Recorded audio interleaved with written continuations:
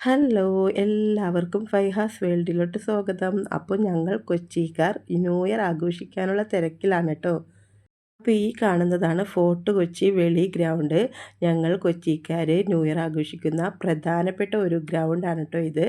ആ കാണുന്നത് കണ്ടോ, അതാണ് ഇന്ത്യയിലെ ഏറ്റവും വലിയ ക്രിസ്മസ് ട്രീ ഒരുക്കുന്ന ട്രീ. കുറച്ച് ദിവസം കഴിയുമ്പോൾ ഈ കാണുന്നത് പോലെയൊന്നും ആയിരിക്കില്ല, തിരക്ക് കൂടിക്കൂടി വരും. ഞങ്ങളപ്പോൾ ക്രിസ്മസിനൊക്കെ മുമ്പ് കുറച്ച് ദിവസം മുൻപ് വന്നെടുത്ത വീഡിയോ ആണ് ഈ കാണുന്നത്. ഇനിയിപ്പോൾ ഞാൻ വരുന്നത് ക്രിസ്മസിൻ്റെ തലേ ദിവസമാണ്. ദേ ക്രിസ്മസ് ട്രീ ഒരുക്കിക്കൊണ്ടിരിക്കുകയാണ്. ക്രിസ്മസിൻ്റെ അന്ന്, നാളെയാണ് ക്രിസ്മസ്. ക്രിസ്മസിൻ്റെ അന്ന് വൈകിട്ടാണ് ഇതിൽ ലൈറ്റ് ഓൺ ചെയ്യുന്നത്.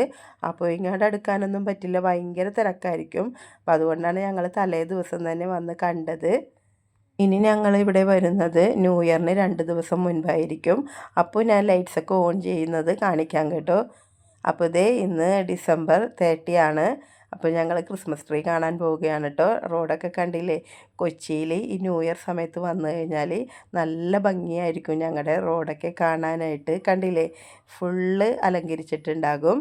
അപ്പോൾ ഞങ്ങളിപ്പോൾ ട്രീയുടെ അടുത്തേക്കാണ് പോകുന്നത്. ഇപ്പോൾ ഡിസംബർ 31 തീയതി വന്നു കഴിഞ്ഞാൽ ഇതേപോലെയൊന്നും വീഡിയോ എടുക്കാൻ പറ്റില്ല, നല്ല തിരക്കായിരിക്കും. അപ്പോൾ ഞങ്ങളിതേ 30 തീയതിയാണ് ട്രീയുടെ അടുത്തേട്ട് വരുന്നത്. കണ്ടില്ലേ എന്ത് ഭംഗിയാണെന്ന് നോക്കിക്കേ, നിറയെ തിരക്കാണ് കേട്ടോ.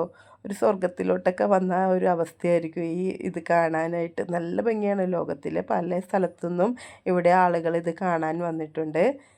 അപ്പോൾ ഇവിടെ നല്ല ബഹളമൊക്കെയാണ്. അപ്പുറം DJ ഒക്കെ നടക്കുന്നുണ്ട്. അപ്പോൾ കോപ്പിറൈറ്റ് ഇഷ്യൂ ഒക്കെ വരുന്നത് കൊണ്ട് ഞാൻ സൗണ്ട് മ്യൂട്ട് ചെയ്ത് വെച്ചേക്കണതാണ്. അപ്പോൾ 2 പപ്പാനി ഈ ഗ്രൗണ്ടിൽ വെച്ചിട്ടുണ്ട്. ഇതാണ് ഒന്നാമത്തെ പപ്പാനി, നല്ല വലിയ പപ്പാനിയാണ് കേട്ടോ. രണ്ടാമത്തെ പപ്പാനി ഒരറ്റത്താണ്. അപ്പോൾ ഇതാണ് രണ്ടാമത്തെ പപ്പാനി. അപ്പോൾ ഡിസംബർ 30 തീയതിത്തെ കാഴ്ചകളാണ് ഈ കാണുന്നത്. 31 തീയതി ഇങ്ങോട്ട് കടക്കാൻ പറ്റൂല. അപ്പോൾ 30 തീയതിയാണ് ഈ കാണുന്ന തിരക്ക്. അപ്പോൾ 31 തീയതി ഇതിൻ്റെ ഡബിൾ ആയിരിക്കും. അപ്പോൾ ഞങ്ങൾ ഇനി വരുന്നത് ന്യൂ ഇയറിൻ്റെ അന്നായിരിക്കും. അപ്പോൾ എല്ലാവർക്കും എൻ്റെയും കുടുംബത്തിൻ്റെയും പുതുവത്സര ആശംസകൾ. Happy new year. എല്ലാവരും നന്നായിരിക്കട്ടെ. താങ്ക്